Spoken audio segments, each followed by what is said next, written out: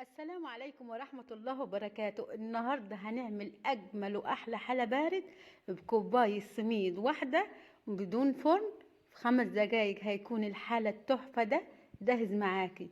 يلا بينا نسمي الله ونصلي على الرسول صلى الله عليه وسلم ونشوف الحالة السريع البارد ده احنا عملناه ازاي، والخطوات ان شاء الله بالترتيب، وان شاء الله هتجربوه وهيعجبكم ان شاء الله. ويلا بينا نشوف الطريقة. اول حاجة نبتدي بيها هي كوباية من السكر، كوباية مية، عصرة نص ليمونة. هنرفعهم على النار لمدة دقيقتين بس. رفعتهم على النار وبعد دقيقتين هننزلهم من على النار. طيب تاني خطوة معانا هي معانا طاسة، معلقتين سمنة، يعني ما في مادة دهنية أقل حاجة كده. حلا اقتصادي وسريع وفي 5 دقايق هتكون جاهز معاكي. هنقلب كوباية السميد في الطاسة بمعلقتين السمنة أو الزبدة.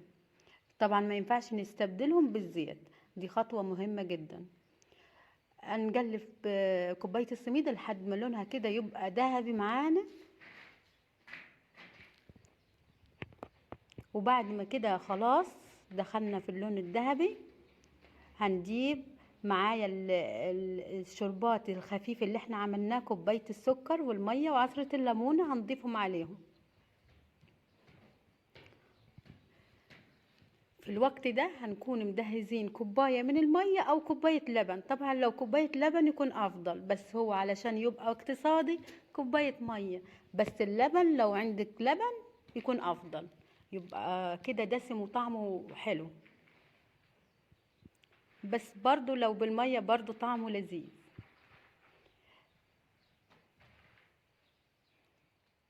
اهم حاجة هنا هتبقى فيها سنة ليونة، لان لما هنسيبها في الصينية هتشرب كل السوائل اللي موجودة فيها، ما تقلقوش.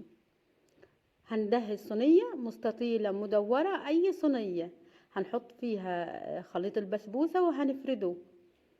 هنضغط عليها عشان لما نيجي نقطعها تبقى القطعة بقطعتها. في الوقت ده هنسيبها كده تبرد وهندهز الكريمة. طبعا الكريم شانتيه معايا كوباية، وهنضيف ليها كوباية مية ومعلقتين سكر. ممكن نستبدل الكريمة دي بكريمة المهلبية. كوبايتين من اللبن وهنضيف ليهم معلقتين من النشا ومعلقة دقيق ومعلقتين سكر وندوبهم كده على البارد، وهنرفعهم على النار بديل الكريم شانتيه. يعني ممكن لو عندك كريم شانتيه ماشي، كوبايتين لبن ومعلقتين من النشا، معلقة دقيق، معلقتين سكر، ونقلبهم على البارد ونرفعهم على النار ويبقى كده زي العسل. هتعملي احلى حلا بارد بدون فرن وسريع كمان. بعد ما ضفت المكونات هنضيف كوباية المية، مية باردة من التلاجة، دي خطوة مهمة. وهنضربهم بالمضرب لحد ما نحصل على قوام كريمي لمدة دقيقتين بس. هنبتدي بسرعة هادية وبعد كده هنعلي السرعة. طبعا السكر اللي انا حطيت معلقتين لان ده كاكاو خام، وممكن كل واحد على حسب ما بيحب، يعني ممكن معلقتين او 3.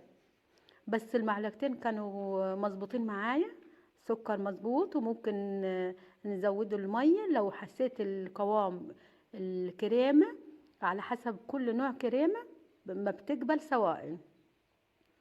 لو حسيت الكريمة معايا سميكة شوية ممكن نضيف شوية مية.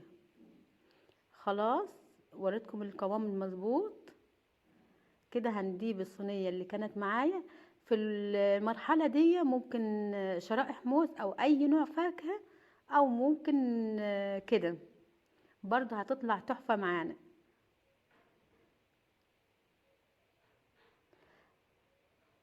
يعني ممكن اي نوع فاكهة موجودة عندك، لو مش موجود فاكهة طبعا كده هتبقى برضه زي العسل. هنحط الكريمة اللي احنا دهزناها وهنفردها في كل الصينية. بس بصراحة طعم الموز مع الكريمة مع البسبوسة حاجة كده تحفة. طبعا لو عندك بسبوسة جاهزة ممكن تتبع الخطوات زي ما هي كده. اي نوع فاكهة والكريم شانتيه عليها برضو بتدينا طعم لا يقاوم.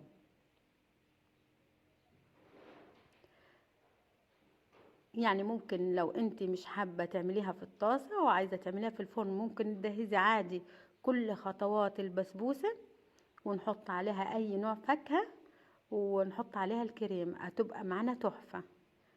يعني ممكن مانجا ممكن فراولة، بس بصراحة الموز اداها طعم خطير.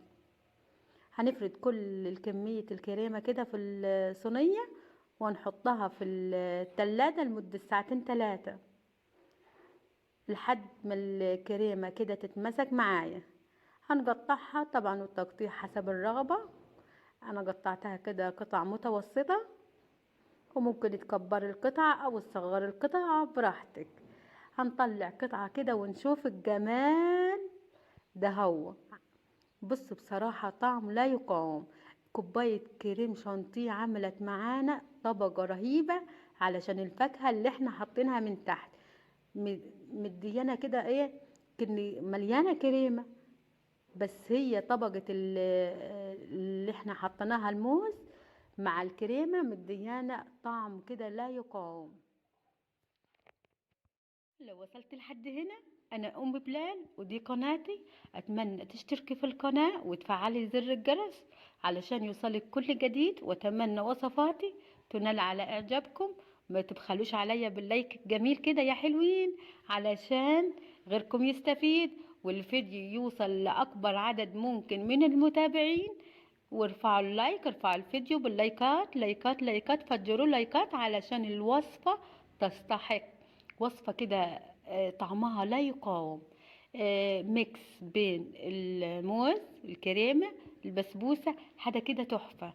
اتمنى تجربوها واشتراككم كده علشان وصفاتي الجديدة توصلكم ان شاء الله.